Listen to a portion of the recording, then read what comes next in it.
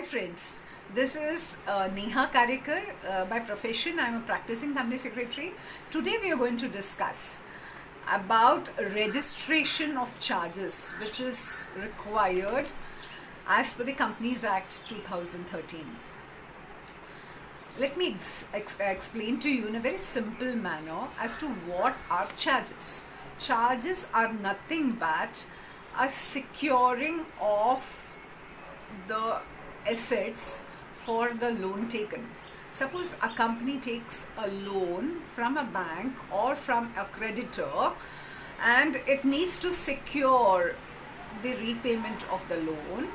Then form CHG1 is filed with the registrar of companies, and it gives the CHG1, when it is filed, it is intimated to the registrar that such and such asset is charged for whatever amount is taken, and what are the terms and conditions. Everything is mentioned in form CHG1.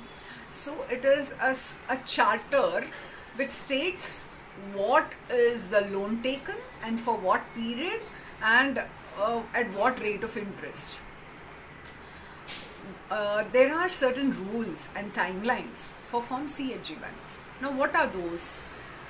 Typically, form CHG1 has to be filed with the registrar of companies within 30 days of creation of charge, means when the loan has been given and the documents are executed. What happens if it's not filed within the 30 days? In 30 days, normal fees are applicable. If it goes beyond 30 days, up to 60 days, then there are certain rules, like of the normal fees, 3 times of the normal fees is charged for one-person companies and small companies, and 6 times of the normal fees is charged for other companies. What if the charge is again not filed up to 60 days? As per the latest amendments, beyond 60 days, if the form goes, then there is something known as an ad valorem fees. So a one-person company and small companies would have to pay an ad valorem fees of 0.025% of the loan amount plus the 3 times of the normal fees. Now ad valorem fees are, my dear friends, based on the amount of the loan. So sometimes the loan can go up to crores of rupees. So ad valorem fees are quite huge. And for those companies which are other than small companies and other than one-person companies, the amount of ad valorem is 0.05% of the loan amount plus 6 times of the normal fees. Beyond 120 days, charge will not be registered.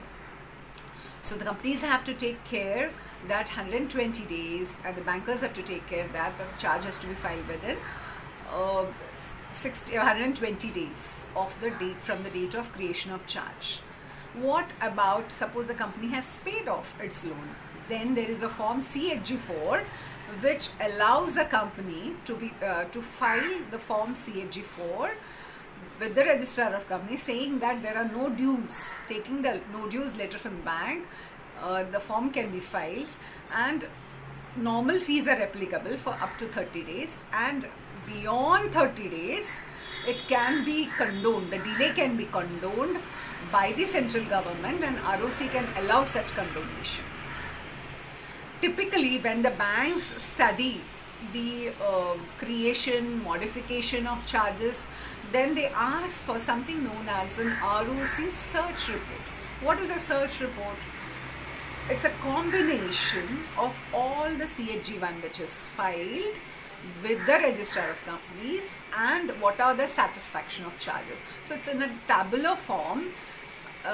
The details are all filled as per the requirements, as per whatever documents are downloaded from the MCA portal. So this is a short explanation of the different charges as per the Companies Act 2013. If you like this video, do like it, share it, and hit the subscribe button. Thank you.